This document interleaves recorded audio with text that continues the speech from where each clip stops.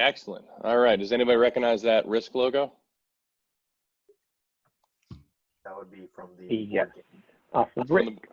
From the board game. That's right. I was hoping some of my fellow game nerds would pick that up. All right. So today's topic for our Lunch and Learn is going to be risk management using eBuilder. We're going to talk a little bit about what risk management is, how risk professionals manage, hedge, and evaluate risk, and some potential ways to use eBuilder to do that for your construction projects.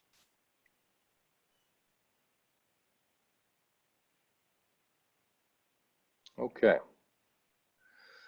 Core content, just a few of the concepts we're going to cover today. We'll talk a little bit about risk management in construction.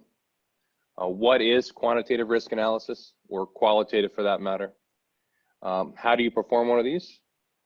And then we'll discuss a process we have designed in eBuilder that walks us through the fundamental elements of a risk assessment: reporting, identification, analysis, prioritization, mitigation, and control.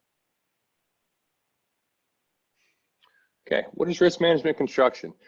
So risk is something that's very important to all of us in our everyday lives, particularly important on the job site.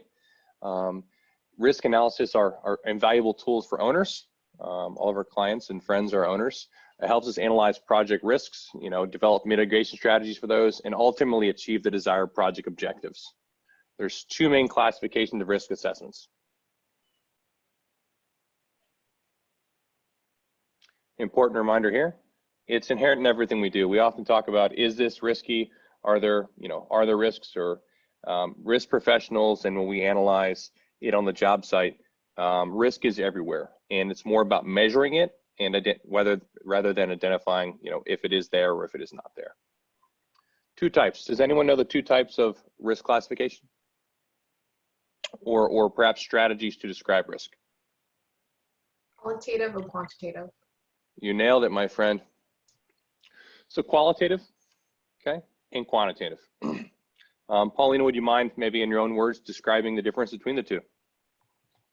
Sure. So quantitative is typically list them in highest priority, and qualitative is more like it uses a predefined rating scale, typically, like a probability of likelihood of occurrence.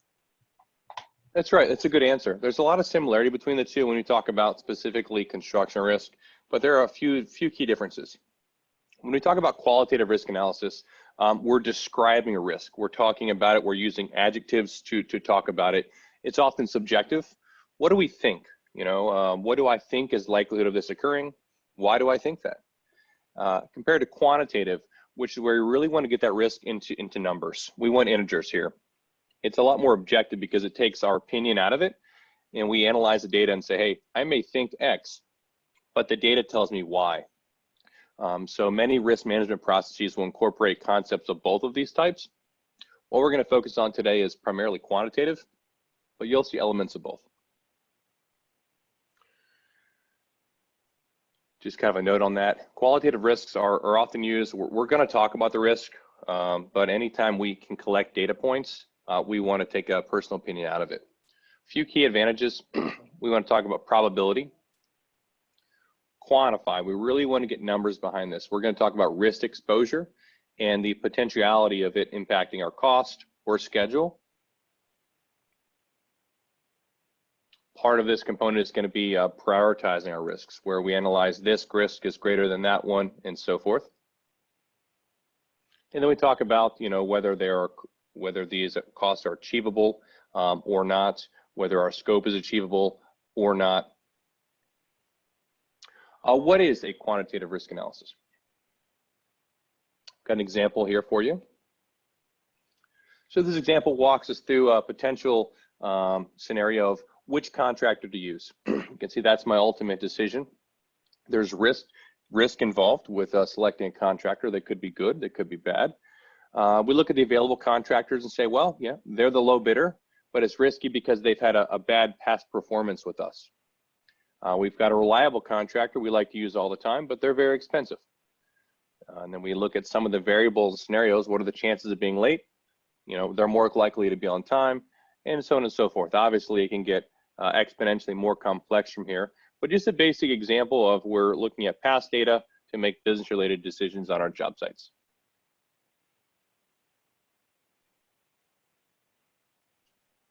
How do you perform a risk assessment? Well, there's many ways to do it. Some organizations have entire risk management teams that perform this, but many other construction firms and our owners or clients may not have a risk department. So in those scenarios, the onus is on the project team, project executives, and other stakeholders to analyze and assess their own risks. We talk about that here. We've got some basic steps that we follow. My cool cryptic diagram. So these have been mentioned before. Does anyone remember any of the steps of a risk assessment that you may have seen a snapshot of before?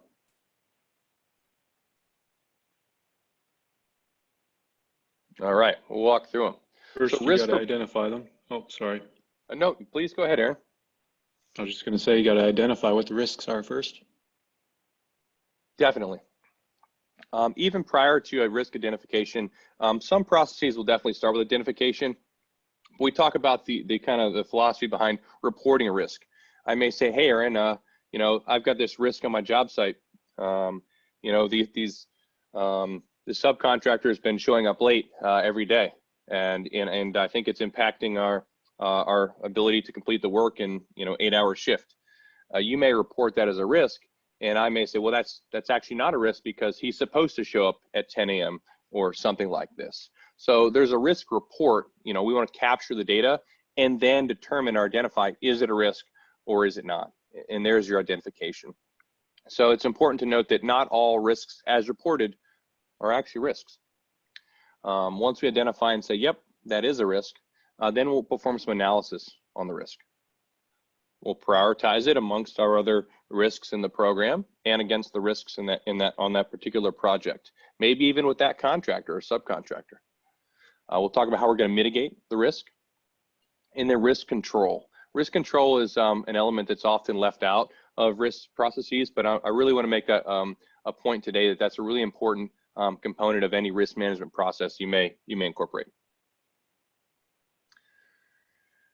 As identified earlier, often risk management processes will use qualitative and quantitative data points. Here's a sample workflow that we're going to look at and kind of talk through and dissect a little bit today. This was put together in e-builder for us. It walks us through the different steps we identified, from identification down to control. We can see some escalations there. If the project team perhaps wants a risk manager to look at it, they can escalate to them. And oftentimes the legal team may be involved in some of our more severe or high impact risks. So this scenario has them as process actors. Got a couple decision diamonds there. So depending on whether it's a high probability or high impact, or if the risk needs to be evaluated, that can determine whether or not the risk should be prioritized or it should not, or if it should be escalated. The criteria that's built behind here is essentially if it's high probability or high impact, or someone has said, hey, I would like someone else to look at this, it's going to go to at least to a risk manager and probably to legal. When we talk about risks on the job site, many times we are looking at insurance, right? Are we insured against this risk? If this risk were to happen, could it cost us money? Is there a liability? Liability is often tied to risk. And anytime we're talking about insurance or liability, of course, we want our legal teams to be involved. But if it can be triaged and handled at the project level, that's certainly ideal. Any questions about the workflow here?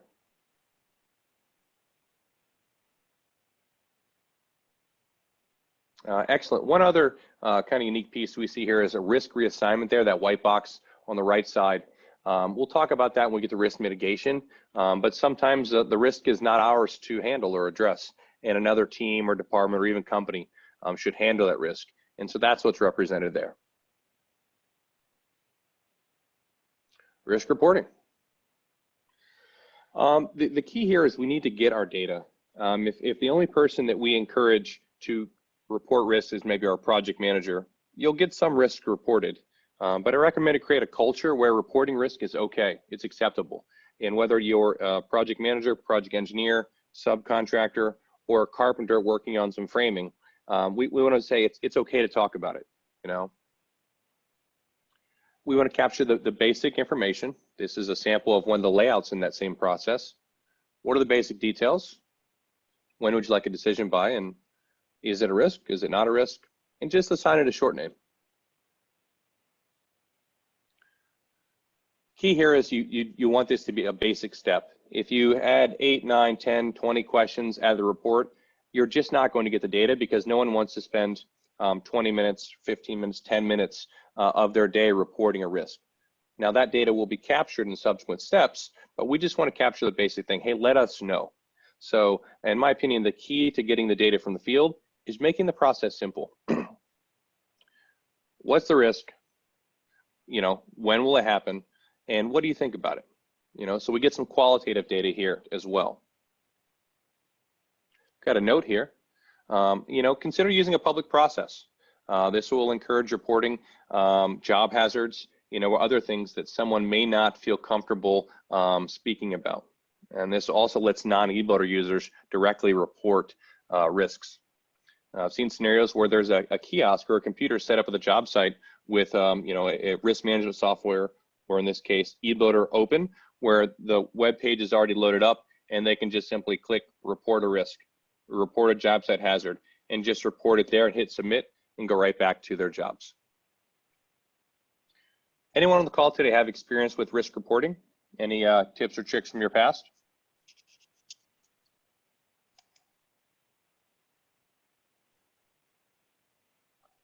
Identify them early. Can you elaborate on that, Aaron? That's definitely a good point. Maybe an example where a risk was not identified earlier and it had an impact?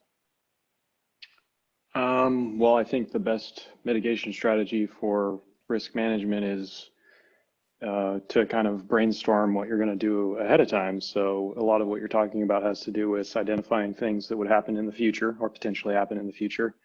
Sure. And so if you wait until, you know, everybody gets on site and starts doing work for, say, a subcontractor or something to identify some risks that are happening as the project goes on, then I would say that you're almost too late unless you're lucky, right? So to kind of have brainstorming sessions up front, it seems like it's a moot point to a lot of people, but it's an effort well spent to group everybody together, all the knowledgeable stakeholders who have a lot of experience with these things, to start a brainstorming session. What have happened in the past? I mean, people have, you know, quite elaborate stories, you know, with what they've experienced in the past, and they can identify those things. And hey, let's write them down. Let's make sure everybody knows about them. What are the impacts? What are the probability of them happening again? And that information up front before you start the project or before you get to that part of the project are just super valuable. So that's what I mean. Definitely. Yeah, that's definitely an important element.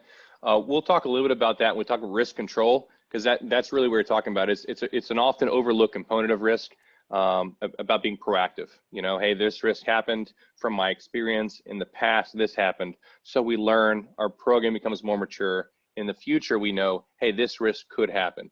Definitely an important part, and it should be an agenda item in all OAC meetings. You know, what are our potential risks? What's coming up? Looking ahead, and an attempt should be made to identify them early, as you indicated, rather than when they occur. Thank you, Aaron.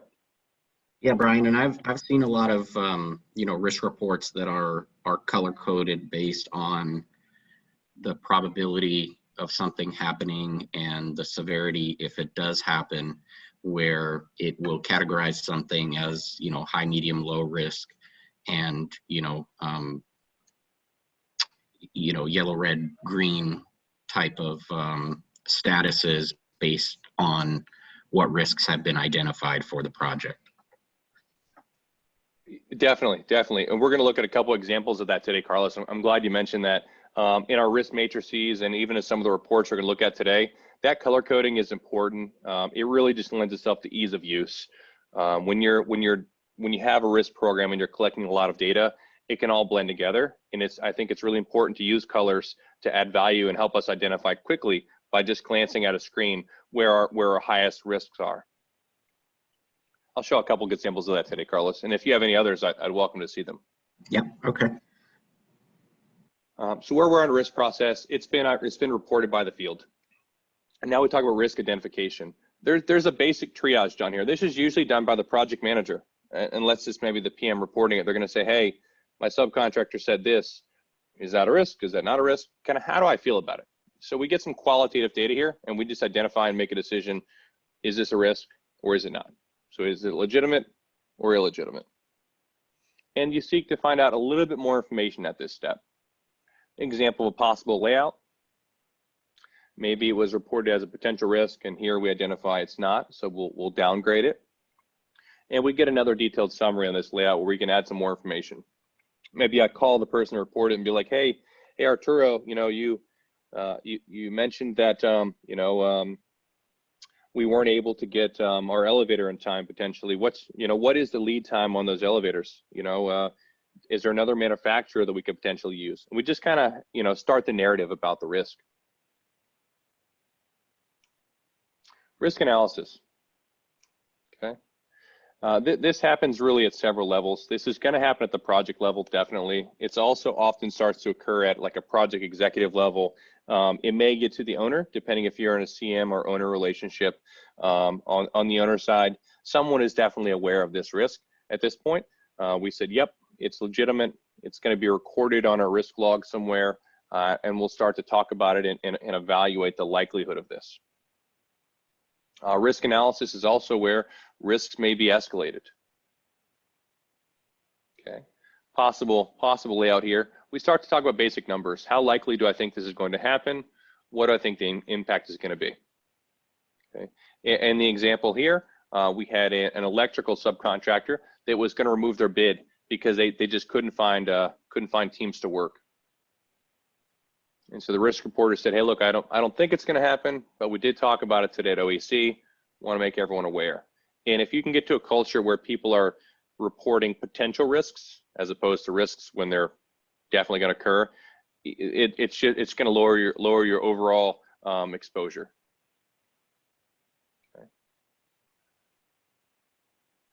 Okay. Important note here. Remember, when we're doing risk analysis, they don't have to be an eBuilder user necessarily. Remember, our request comment feature in eBuilder allows us to get opinions or thoughts about the qualitative components of risks from anyone in the organization, whether that's an owner, that maybe the legal team is not an eBuilder.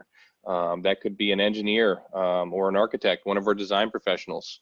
We want to get as much information here as we can so we can really make an informed decision about how to process this risk.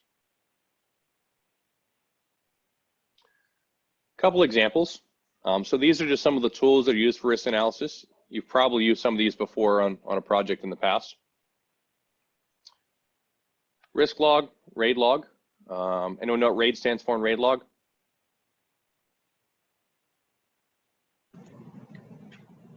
No.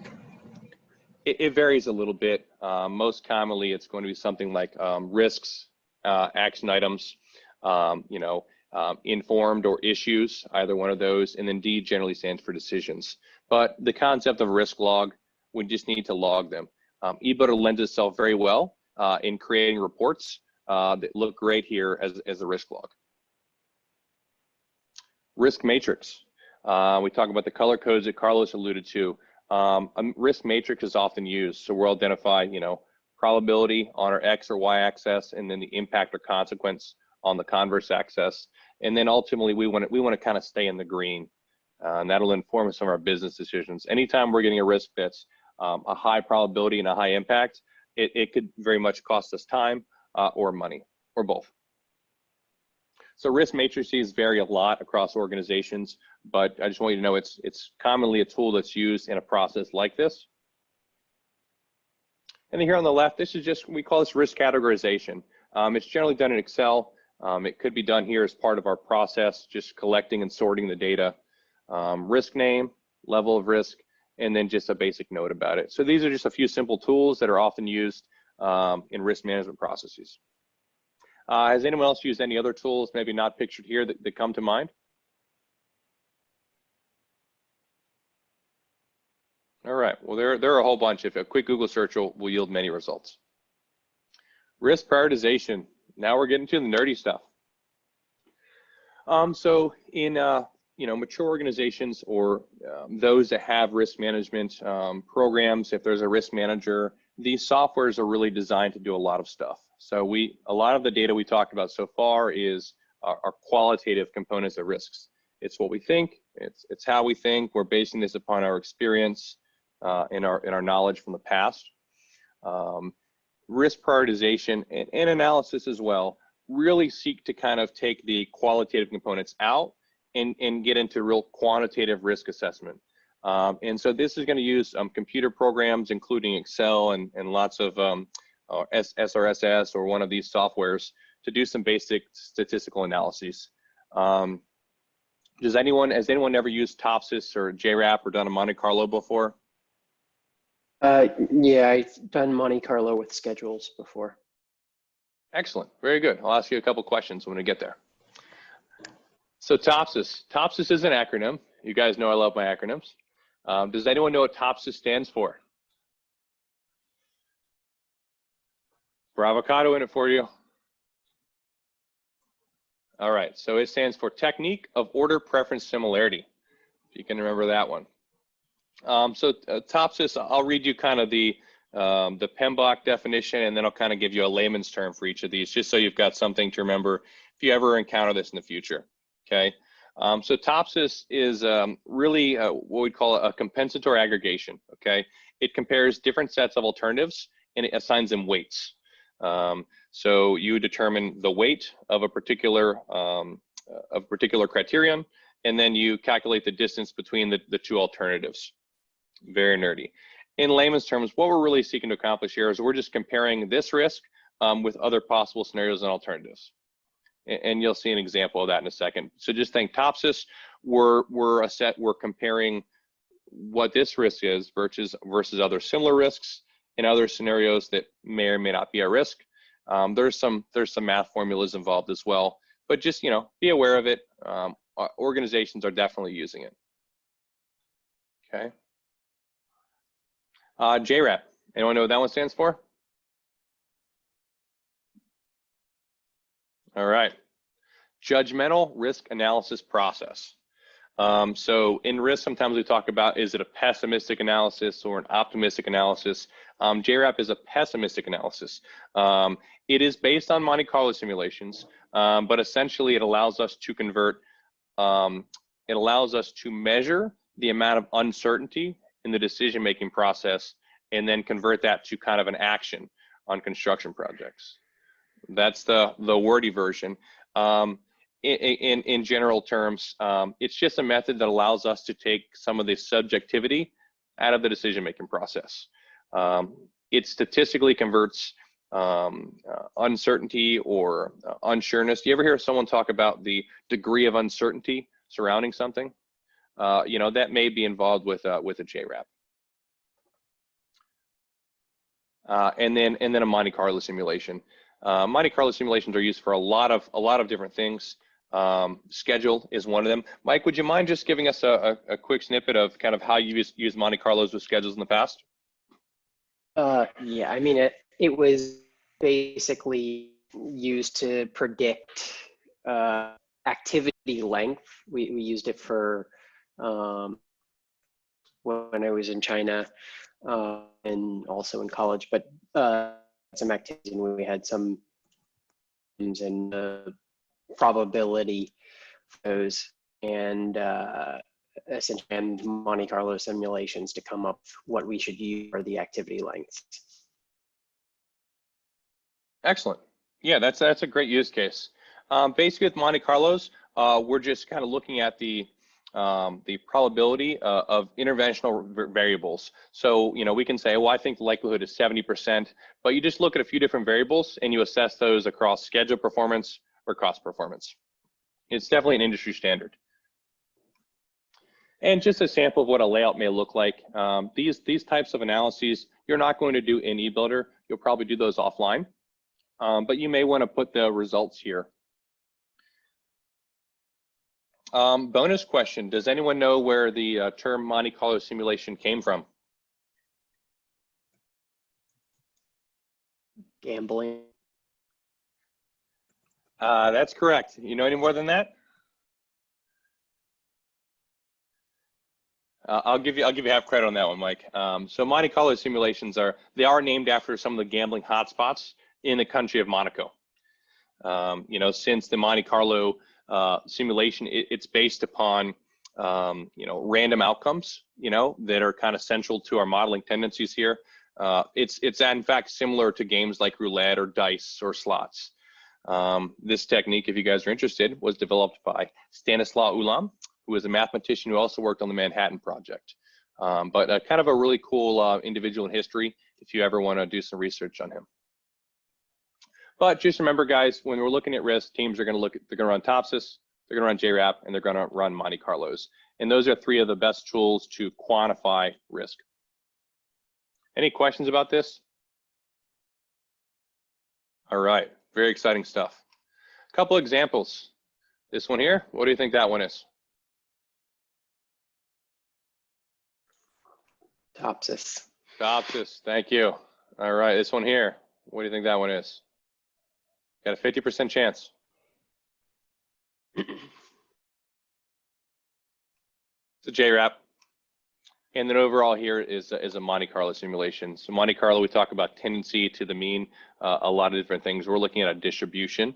In construction sites, we're generally talking about probability versus cost, probability versus schedule. Okay. These may vary a little bit from what they look like here. I just want to give you all at least one example today. Okay, risk mitigation. Who knows a little bit about risk mitigation? They can share with us kind of what is risk mitigation, just kind of in your own words.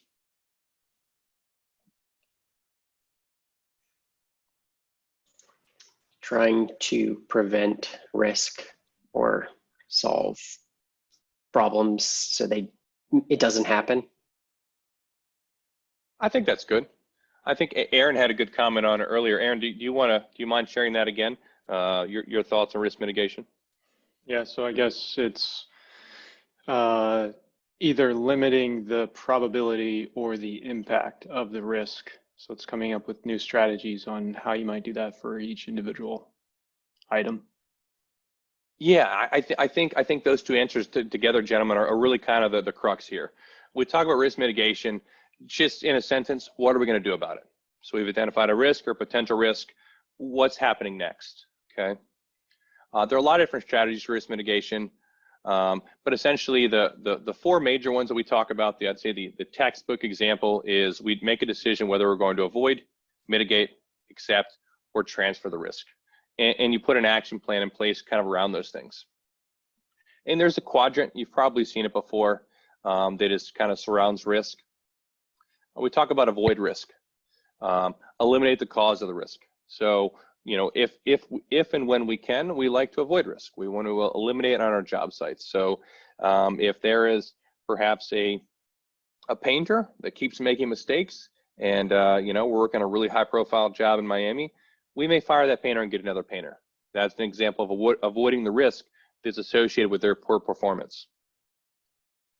Mitigate, reduce the probability of the risk. So in the same scenario, maybe it's a large building. Perhaps we hire a second painter and say, hey, you know, painter A, you're going to do the first 20 floors, and I'm going to have painter B start on floor 21. And that way, if their work quality continues to be incorrect after we address it, we've got another painter already on the job that we can easily transition the work over to them. So just mitigate it. We're reducing the likelihood of it. Acceptance. So we say, you know what, like this guy does not do great work, or this team, this company does not do very good work, but they're the only painter available in Miami at this time. So we're going to just say, hey, well, let's go ahead and put some money aside for contingency because we think we're going to have paint correction. Okay. And then transfer. You know, maybe we didn't hire the painter, maybe the owner hired the painter, or the developer, and we can say, hey, you know, we didn't hire this painter, so it's not our responsibility to address them. We're just going to go ahead and let the development team know, hey, you know, there's some risk associated with the painting contract you selected. You know, go ahead and deal with that. So those are kind of, go ahead.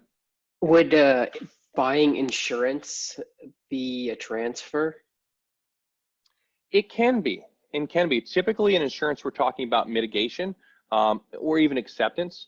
But if you're buying a specific type of insurance, that could be a transfer. So an insurance against a particular thing, I suppose, would be a transference at some level. But I'd say most clear when we talk about transferring, we're literally taking the risk and almost, you know, if you can imagine, physically giving it or assigning it to someone else. I would say that often probably corresponds with some kind of insurance. But when we talk about having insurance for the likelihood of something, generally we're in acceptance or mitigation. So like hiring a CM would be transferring the risk. Definitely, yep. But also you contractually you transfer risk too. So if you have one subcontractor or general contractor versus another, you can contractually obligate the risk to one or the other, and that's part of transferring risk. Certainly. Does that make sense? It does, Aaron, and thank you for sharing it. Yeah, sometimes in a very simple example, maybe it's a subcontractor's fault. So maybe it was only one person on their painting team that was performing poorly, and we can say, hey, look, subcontractor, you know, you're going to lose this bid if you don't fix this. You know, so you know, this is now your risk. We're assigning it to you. It was reported by someone else. Fix it, you know, or we will. So you can just transfer the risk to the subcontractor. It's not always that linear, but typically talk about a different entity. Someone other than our company is going to address this risk. And they're often forced to accept it. You know, and worth noting here, this quadrant varies a little bit. You may see different industry terms kind of tossed around here, but basically this is what companies and teams are talking about. You know, what are we going to do about it? And they'll make a decision based on one of these four categories, and then they'll put in place a plan of action to do that thing. Any questions about risk mitigation? Brian, just one other thing, a big topic on contracts now too is about sharing the risk. So instead of transferring it, it's sharing it through different contract formats. So I don't know. Definitely. If you're familiar with IPMs or integrated project management, that's kind of a new and cool way to design and build buildings today. And that is probably the most common shared risk scenario that Mike's alluding to, where in an IPM, you'll have the architect or engineer, design professional, generally the constructor, whether that's a general contractor or a construction management firm, and the owner are all kind of equal parties in this with shared interest and shared risk. So it's a really cool concept. You know, I recommend you check it out if you're not familiar with it, where in this design scenario, there should be no RFIs and there should be no change orders. And risks are mutual shared risks, as Mike talked about. So there should be no finger pointing. There are often incentives for each organization built into the overall budget and cost. It's pretty cool. Yeah, IPD, Integrated Project Delivery. Sure, yep, IPD, same thing, right, correct. And you talk about joint ventures and partnerships and some things like that, but that's probably the clearest example. All right, a couple more slides here, team. Risk control. So this is something that that Aaron and Carlos both alluded to. It's often a component of risk management that is missed or overlooked. Essentially what it is we have a risk, we've triaged it, we've identified it, we've done something with it. How do we record this data? You know, how do we, to use Aaron's word, proactive, how do we proactively prevent this risk in the future? And it's simply by documenting it and creating a repository. We talk about a risk program. Every organization should have a risk program. And in this program, we store the past risk data, and we learn from that. It kind of builds out a library of what risks my organization encountered in the past and how we mitigated them. Historically, it's a pile of books in someone's desk. That's what I'd call the old school risk program is quite literally a binder on someone's desk. You know, was it effective? Yeah, sure. But were you able to easily scan through that and find the data you need? No, you're not. more modern companies really develop an actionable risk program, and risks often inform our corporate policies.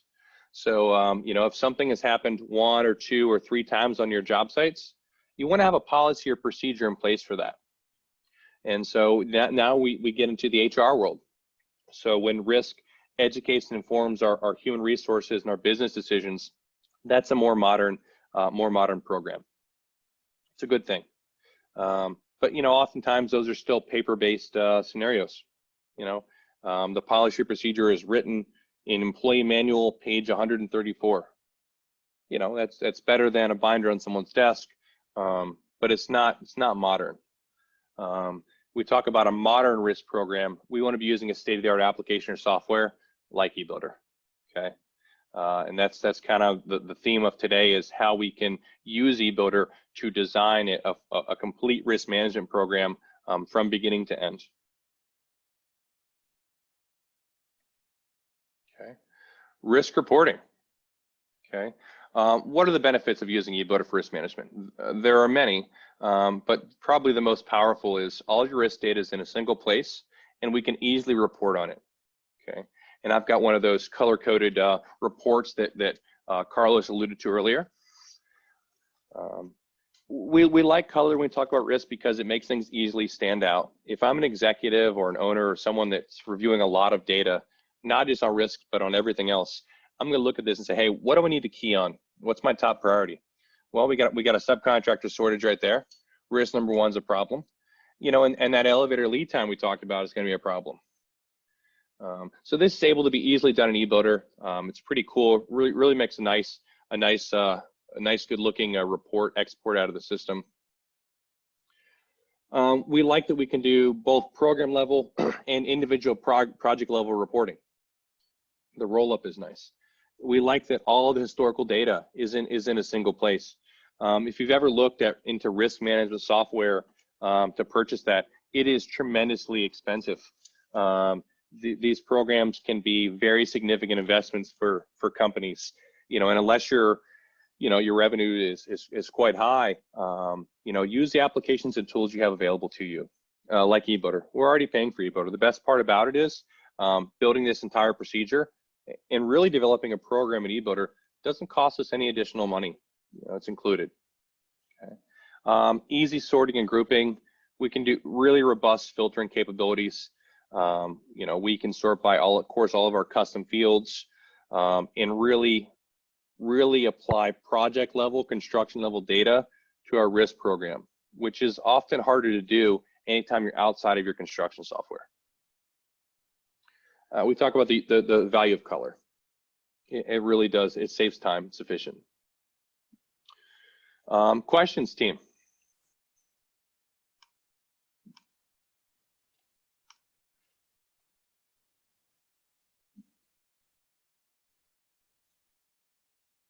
Has anyone seen a risk management software or a risk process used in eBuilder in the past?